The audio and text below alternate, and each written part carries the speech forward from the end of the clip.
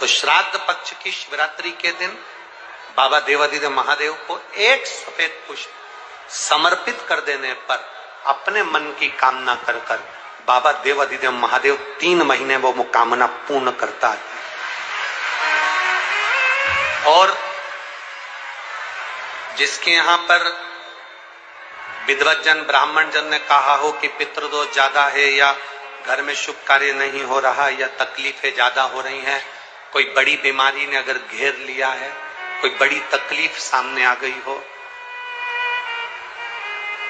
तो उनको भी निवेदन करूंगा कि प्रयास करना कि एक सफेद पुष्प अपने हाथ से बाबा देवादिदेव महादेव को समर्पित करें। उसके बाद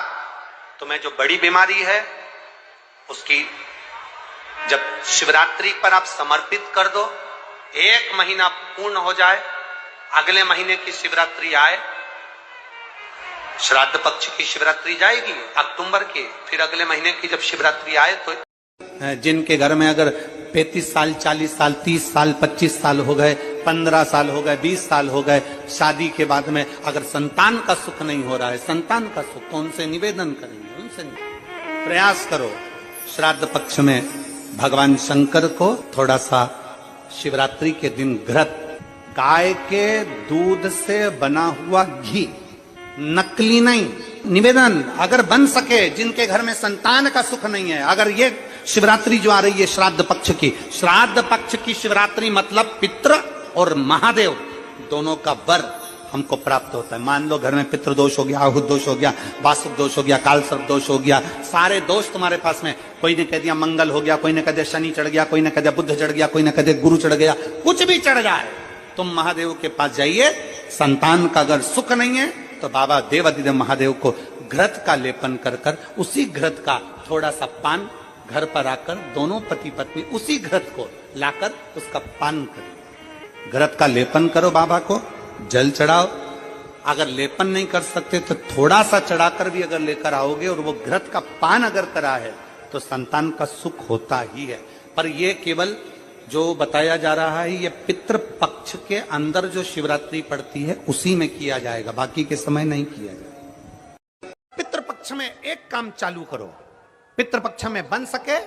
गौ माता को रोटी दो, पितृपक्ष में बन सके गौ माता को जल दो, पितृपक्ष में बन सके तो भूखे को भोजन कराओ, प्यासे को पानी पिलाओ। पितृपक्ष में बन सके, तुम्हें किसी ने कह दिया, कोई विद्वान ने तुम्हें बता दिया कि तुम्हारे पितृ दोष है, तुम्हारे घर में काल सर्प दोष है, तुम्हारे घर में ऐसा दोष है, तो एक काम चालू करो, 16 दिन श्राद्ध के एक चावल का दाना देवादिदेव महादेव के शिवलिंग पर समर्पित करो, दूसरा चावल का दाना अशोक सुंदरी की जगह पर समर्पित करो और 1 लोटा जल पहले अशोक सुंदरी वाली जगह पर थोड़ा सा चढ़ाओ, उसके बाद शंकर भगवान को उस जल को अर्पित करो, अपना गोत्र बोलकर अपने पितरों का स्मरण कर कर आपका पितृदोष अपने आप शांत हो जाएगा, दोष मिट।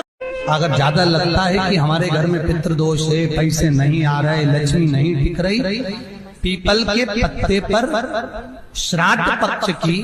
एकादशी के दिन और द्वादशी के दिन पीपल के पत्ते पर शहद की 7 बिंदियां लगा दीजिए, उसी पर चंदन लगा दीजिए, 7 आखे चावल सफेद चावल उस पर रख दीजिए, एक जौ थोड़ी थोड़ी काली तिल उस पर रख दीजिए, अपने पूर्वजों का नाम लेकर पितरों का स्मरण कर कर गोत्र बोलकर नाम बोलकर बहते हुए पानी में उस पत्ते को छोड़ दीजिए। ये केवल श्राद्ध पक्ष में होगा, एकादशी तिथि के बहते पानी में छोड़ दीजिए। जिंदगी में कभी संपदा की कमी नहीं आएगी, पितर आशीर्वाद देकर जरूर जाएंगे, ये पक्का है। शिव महापुराण कहते हैं कुंवारी अवस्था में है, चाहे कन्या हो चाहे वर हो, उसके कुमार अवस्था के अंतर्गत उसको जीवन में कुछ भी तकलीफ आए, आपको मालूम है ना अशोक सुंदरी की जगह शिव जी के सामने जहां से पानी बहता है उसके सामने बीच में एक मोटी सी लाइन होती है, वो अशोक सुंदरी की जगह होती है। अगर आप कोई एग्जाम देने जा रहे हो, कोई कंपटीशन एग्जाम में बैठ रहे हो, कहीं इंटरव्यू देने जा रहे हो या कोई परीक्षा निकल नहीं रही है तो प्रयास करो, विवाह नहीं हो रहा है या कोई काम आपका अटक रहा है तो शिव को जल चढ़ाने से पहले अशोक सुंदरी वाली जगह पर आप थोड़ा सा जल समर्पित करो, अपनी मनोकामना करो और शिव जी को जल चढ़ाकर फिर जाइए, बाबा आपका कार्य पूर्ण कर देगा। कुंवारी अवस्था वालों के लिए अशोक सुंदरी का स्मरण जरूरी है।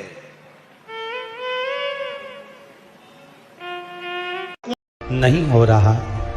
मान लो वो काम नहीं हो रहा, रिटर्न बढ़ा हुआ है, वो काम नहीं हो रहा, बहुत दिनों से आप प्रयास कर रहे हो और काम अटका पड़ा हुआ है, तो प्रयास करना। जल के पात्र में थोड़ा सा शहद, गंगा जल उसमें डालकर ये जो श्राद्ध पक्ष चल रहा है, जिस समय पर जिस श्राद्ध पक्ष के अंतर्गत श्राद्ध पक्ष में एक पात्र में जल लेकर जिस व्यक्ति को बहुत बड़ा कोई रोग हो गया हो, कोई बहुत बड़ा रोग, कैंसर हो गया हो या बहुत बड़ा कोई रोग हो गया हो, उस व्यक्ति को प्रतिदिन कम से कम 11 बार कुंदकेश्वर महादेव का नाम लेना चाहिए। कौन से महादेव? कुंदकेश्वर महादेव। कुंदकेश्वर महादेव का नाम लो। जिसको बहुत ज्यादा रोग हो गया हो, वो हाथ में कलश में जल लेकर कुंदकेश्वर महादेव का नाम लेकर जो शिव जी को समर्पित करता है और उसी जल को अपने ऊपर सींचता है, छोड़ता है, वो जल्दी से जल्दी रोग से मुक्त हो जाता है। कुंदकेश्वर का स्मरण करना। शिव तुम्हारा शरीर नहीं देखेंगे, शिव तुम्हारा आभूषण नहीं देखेंगे, शिव तुम्हारा धन नहीं देखेंगे, शिव तुम्हारी संपदा नहीं देखेंगे, शिव तुम्हारा केवल हृदय भक्ति और उस भक्ति का विश्वास, श्रद्धा वो देखेंगे। शिव तुम्हारा विश्वास, शिव तुम्हारा भरोसा, शिव तुम्हारी भक्ति देखेंगे। शिव तुम्हारा शरीर नहीं देखेंगे, शिव तुम्हारा आभूषण नहीं देखेंगे, शिव तुम्हारा धन नहीं देखेंगे, शिव तुम्हारी संपदा नहीं देखेंगे, शिव तुम्हारा केवल हृदय भक्ति और उस भक्ति का विश्वास, श्रद्धा वो देखेंगे। शिव तुम्हारा विश्वास, शिव तुम्हारा भरोसा। शास्त्र कहता है शंख को एक चांदी की कटोरी में शंख के अंदर जल भरकर और एक सफेद फूल रखकर शंख को अगर हॉल में रखा जाए तो उस घर में कभी। श्री शिवाय नमस्तुभ्यम। शमी की जो पत्ती होती है, एक पत्ती में जितनी पत्तियां लगी होती हैं और एक पत्ती के अंदर, जरा ध्यान देंगे, जैसे इस पत्ती में ढेर सारी पत्तियां लगी हुई है, उस पत्ती में से भी एक पत्ती तोड़ोगे और एक पत्ती तोड़ने पर उस पत्ती को भी अगर गिनोगे तो उसमें बहुत सारी पत्तियां होती हैं। आज प्रयास करना, अगर कहीं आपको शमी की पत्ती मिले तो जैसे ये पत्ती, इस पत्ती को तोड़ा गया, इस पत्ती में से एक पत्ती निकाली गई और एक पत्ती निकालकर आप धीरे से रखना, उसमें भी बारीक बारीक बारीक बारीक बारीक बारीक बहुत सारी पत्तियां नजर आती हैं। शिव महापुराण की कथा कहती है जो सोमवार की अष्टमी हो या प्रदोष का व्रत हो या 12 महीने शमी की जो पत्ती होती